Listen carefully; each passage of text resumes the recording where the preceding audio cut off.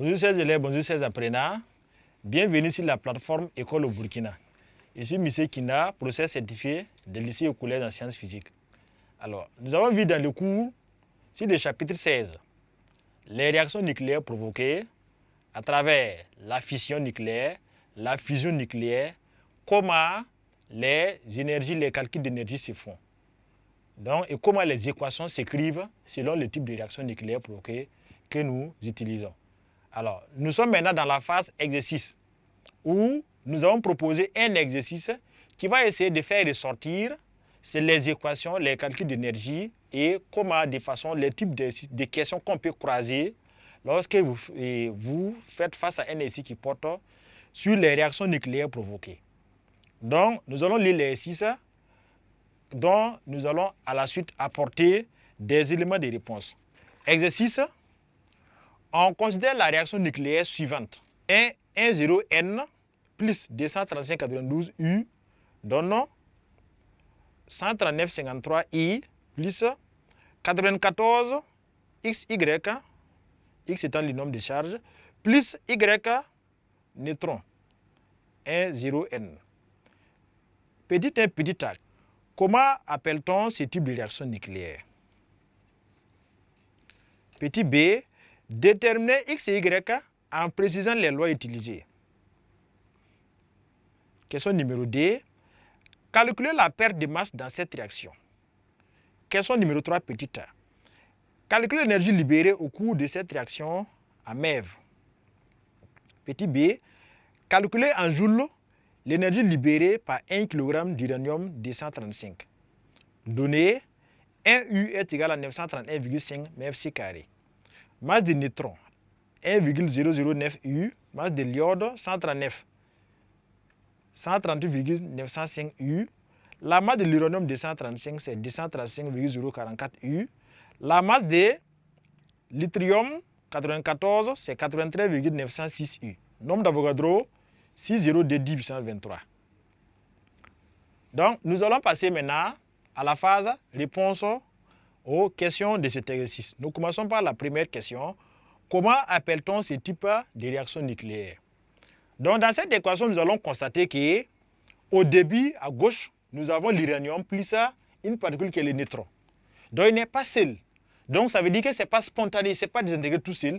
Il a fallu l'action des neutrons pour qu'il se désintègre, pour qu'il subisse la transformation.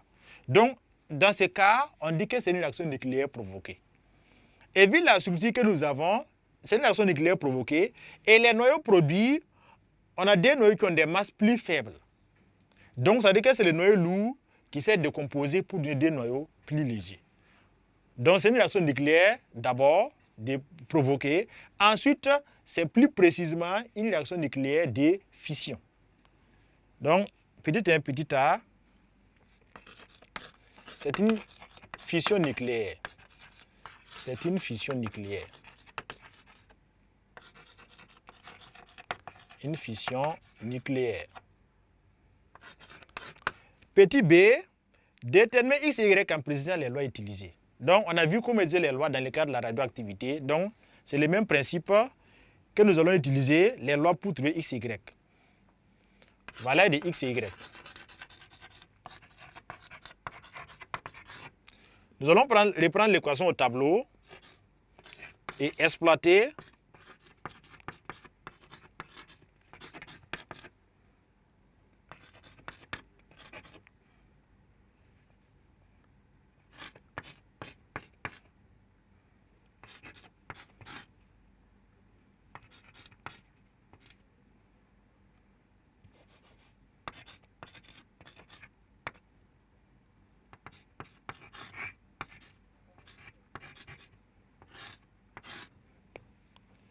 Donc, à partir de cette équation, la loi de conservation du nombre de charges, 0 plus 92,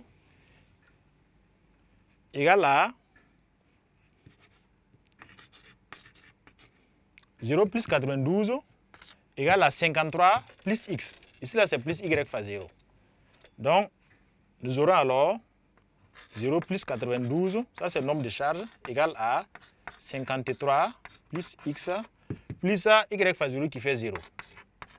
Donc, avec cette écriture, on peut tirer x Donc x égale à quoi? Alors x va faire 92 moins 53. 92 moins 53. Donc, avec ces calculs, x vous donne 39. Donc, ici, on a utilisé conservation du nombre de charges.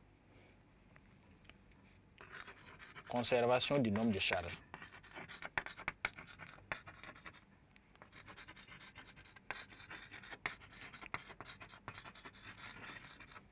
Donc, maintenant, utilisons la conservation du nombre de masses.